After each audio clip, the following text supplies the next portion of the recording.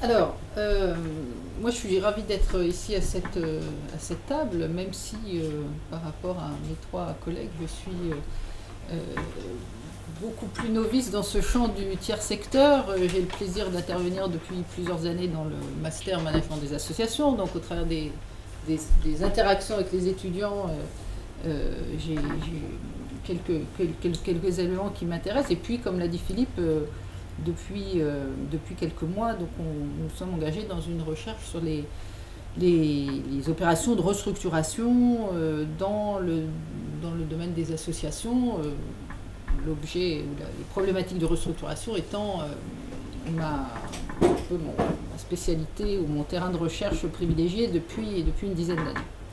Alors, quand Philippe m'a demandé de synthétiser ou de conclure cette table ronde, j'ai réfléchi un petit peu à la manière dont je pouvais le faire.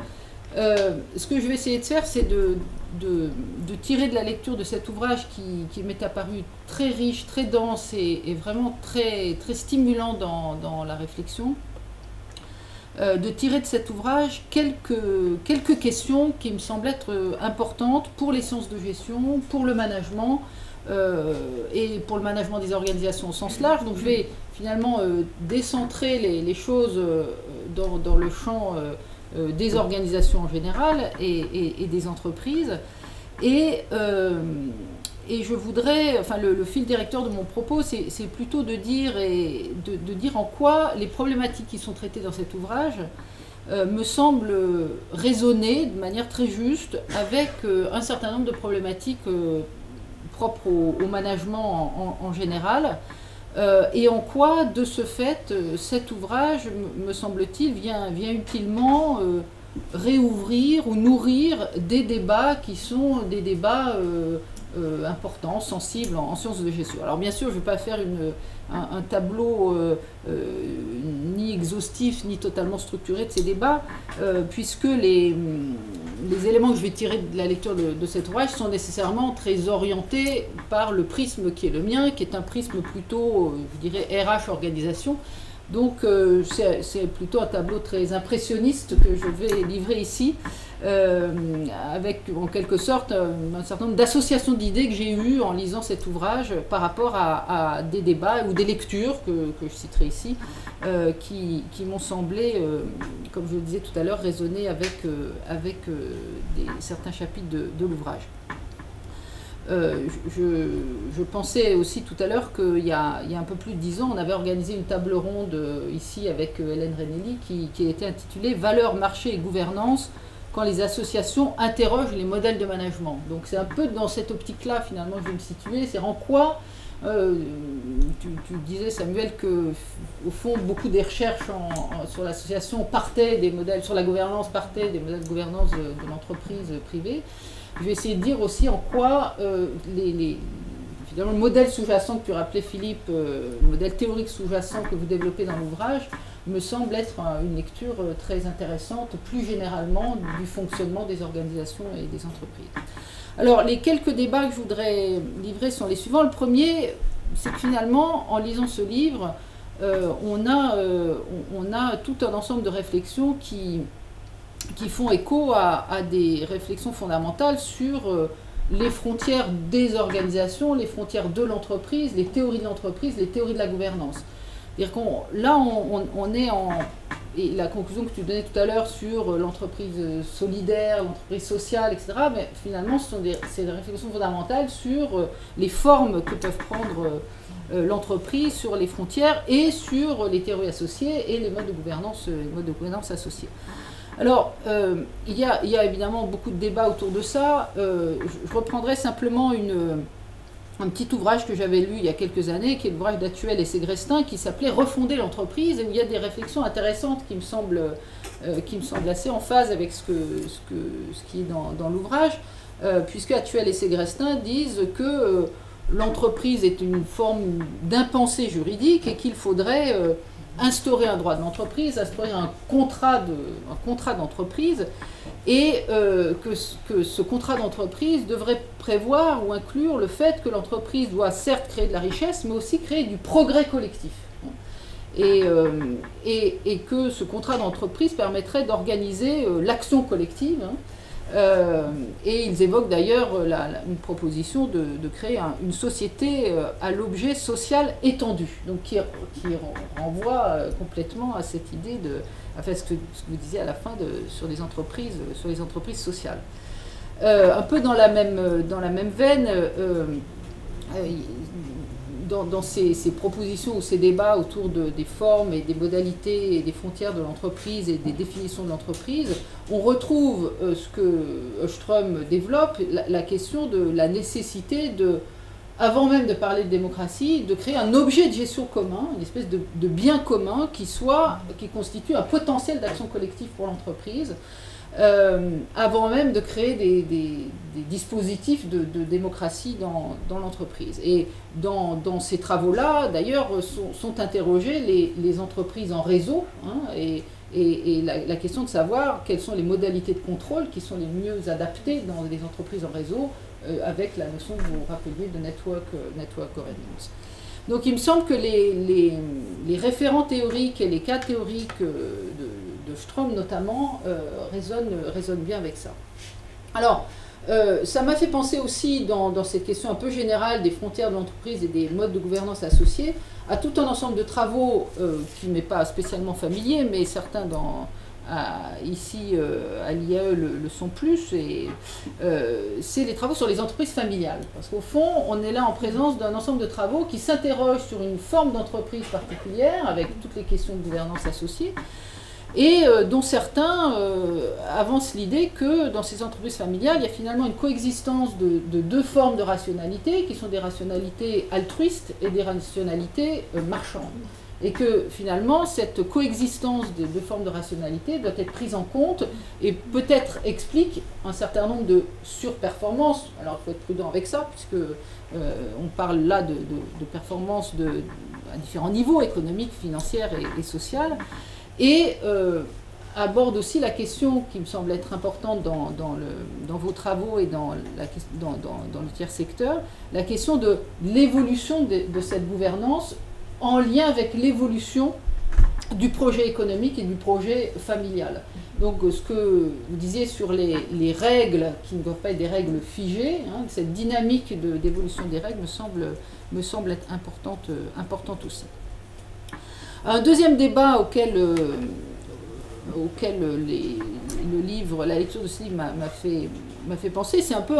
les débats très, très présents dans la littérature managériale sur les modes de management. Et quand je dis mode de management, c'est à la fois le mode de management et la mode managériale. C'est-à-dire que, alors on parle de management 4.0, de modèle holacratique, de leadership distribué. La littérature en management est très friande de tous ces modes et modèles de management. Alors la question qui se pose, c'est de savoir si ce sont uniquement effectivement des modes qui se succèdent, ou bien est-ce que ça reflète des évolutions plus profondes. Et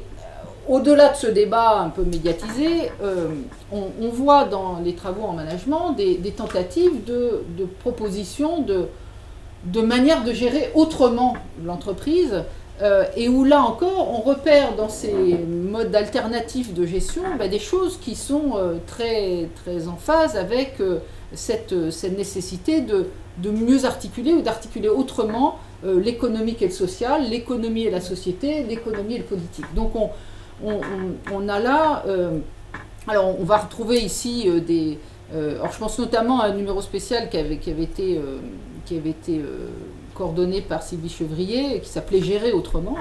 et qui visait à repérer, à identifier un peu des pratiques managériales qui incarneraient justement cette autre articulation entre l'économie et la société, et qui au fond s'appuient sur des principes qui sont finalement assez anciens, comme la reconnaissance, le dialogue, la confiance, le partage, etc. Mais qui sont revisités à l'aune de caractéristiques plus actuelles du monde socio-économique aujourd'hui. Alors on trouve ici des modes de management dits alternatifs, fondés sur une démocratie participative, sur la fidélisation des dirigeants, des salariés, etc. Là aussi des choses qui me semblent être pouvoir être potentiellement nourris par les expériences dont vous parlez dans votre livre. Alors on trouve aussi hein, des choses dont on parle aujourd'hui beaucoup autour de l'entreprise libérée, hein, au-delà de la démocratie, la liberté, qu'est-ce que ça veut dire, avec tous les débats qui vont autour, l'entreprise libérée, mais libérée de quoi c'est un peu une question qui reste en suspens, et avec des exemples d'entreprises qui sont toujours mis en avant, un peu toujours les mêmes entreprises d'ailleurs, qui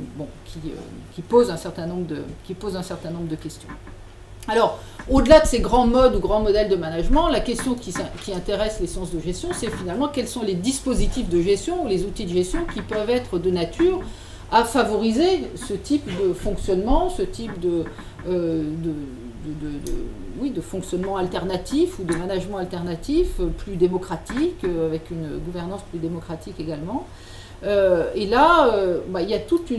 un ensemble de réflexions sur les dispositifs dits participatifs, puisque le management participatif, c'est quelque chose qui a été largement mis en avant dans les discours, dans les pratiques également,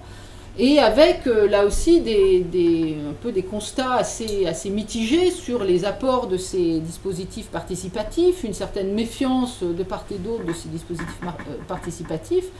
et finalement une conclusion qui va plutôt dans le sens de dire que ces outils de dispositifs de participation sont plus vus comme des outils de bonne gestion des ressources humaines ou une bonne pratique de gestion des ressources humaines, bien plus qu'un outil véritablement de démocratie, de gouvernance partagée de l'entreprise. Donc un constat plutôt mitigé. Et là encore, il me semble que dans les modes de gouvernance, par exemple, que Samuel, tu reprenais entre coercitif, cognitif et démocratique, on soit plus dans un constat d'une démocratie très timide dans ses pratiques. Et un troisième débat qui m'est venu à l'esprit, ce débat, il renvoie plus à la question, alors qui est au fond assez peu traitée dans l'ouvrage, hein, qui est une question de gouvernance interne, mais interne au sens social avec les salariés et les bénévoles. Et là, je renvoie au débat sur les évolutions de la relation salariale, notamment en France, qui fait couler beaucoup d'encre,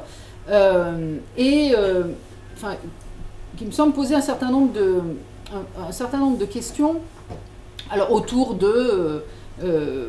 la nature même du contrat de travail, hein, et de la relation de subordination qu'impose implicitement une relation salariale. Donc ça pose une question intéressante dans les associations, qui est celui de la gestion des bénévoles et des salariés au sein d'une même organisation, où la relation de subordination n'est pas la même. Et donc le débat est de savoir si finalement dans une relation de subordination telle que la relation salariale est par nature, est-ce que ça crée finalement un espace qui est nécessairement non démocratique? C'est-à-dire, est-ce qu'il y a de la place à la démocratie dès lors qu'on est dans une relation de subordination? Ça, c'est un débat un peu plus général. Et comment favoriser la voice plutôt que l'exit, hein, dans ce contexte de lien de subordination? Comment gérer cette tension entre une forme d'aliénation et un désir d'émancipation des individus et des collectifs au sein de ces entreprises, de la liberté du contrôle, etc. Dans ce débat-là, ce débat prend une forme particulièrement aiguë aujourd'hui, aussi sans doute parce que le travail est devenu plus intellectuel, plus informationnel, plus relationnel, et du coup, le contrat social qui doit être attaché à ce type d'activité et de travail, sans doute doit prendre d'autres formes, ou en tout cas les formes de valorisation du travail doivent tenir compte de ces évolutions de la nature même du travail. Alors, sur cette question de la relation salariale, c'est pas inintéressant de s'arrêter quelques instants sur les projets de loi ou les lois récentes en France sur, que ce soit la loi de sécurisation de l'emploi ou le projet de loi Rebsamen sur la modernisation du dialogue social, qui tente, même si c'est très timide, d'instaurer, de faire rentrer plus explicitement, en tout cas dans le cadre de la loi, des salariés dans les conseils d'administration des entreprises. Alors, dans Au départ, on avait un seuil de nombre de salariés des entreprises concernées de 5000 salariés, ce qui est très timide comme projet, parce que le nombre d'entreprises en France de plus de 5000 salariés est quand même assez limité. Aujourd'hui, on est passé à un seuil de 1000 salariés, donc on voit qu'il y a... C'est juste un exemple, mais c'est un exemple qui montre la volonté d'introduire un peu plus de débat ou de délibération ou de démocratie dans les instances de gouvernance. On peut citer aussi dans la loi de sécurisation de l'emploi les éléments liés à la volonté d'instaurer une information-consultation sur les orientations stratégiques des entreprises en amont de la négociation et d'inviter donc les représentants des salariés à avoir une réflexion sur la stratégie de l'entreprise, puisque dans cette question du dialogue social, finalement, se pose aussi la question de savoir, en France, notamment s'il n'y a pas une espèce de partage de territoire entre les négociations sociales qui se font avec les partenaires sociaux et puis tout ce qui est économique et stratégique qui reste plutôt du ressort des dirigeants. Donc il y a une forme de mouvement d'appel pour une modernisation du dialogue social en toile de fond de ces éléments certes encore assez isolés et timides, mais qui sont quelques points qu'on peut souligner. Et puis le quatrième débat que je voudrais souligner, c'est finalement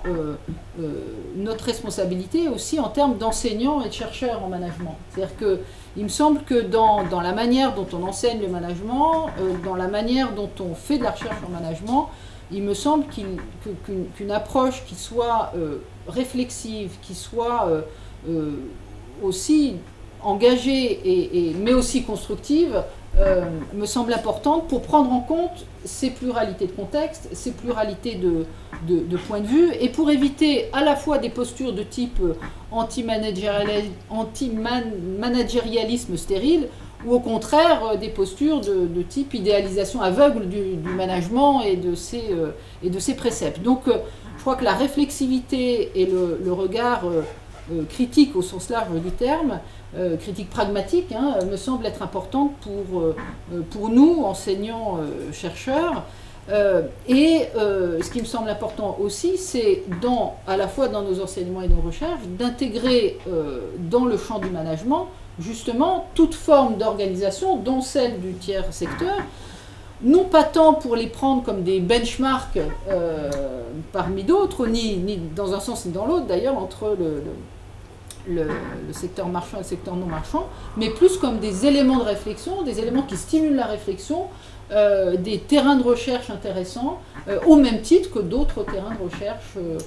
d'organisation plus classiquement, j'allais dire, appréhendés par les chercheurs en management. Voilà ce que je voulais dire de manière un peu impressionniste, encore une fois, mais qui me semble conforter l'idée selon laquelle ces travaux sur le tiers secteur nourrissent des débats très importants en management au sens large et méritent d'être poursuivis et développés, pas uniquement par les chercheurs en management évidemment, parce que comme vous l'avez dit, ça appelle des approches très pluridisciplinaires, et on voit bien que les cadres théoriques que vous développez, qui sont plutôt issus de la sociologie et des sciences politiques, sont très prometteurs en la matière.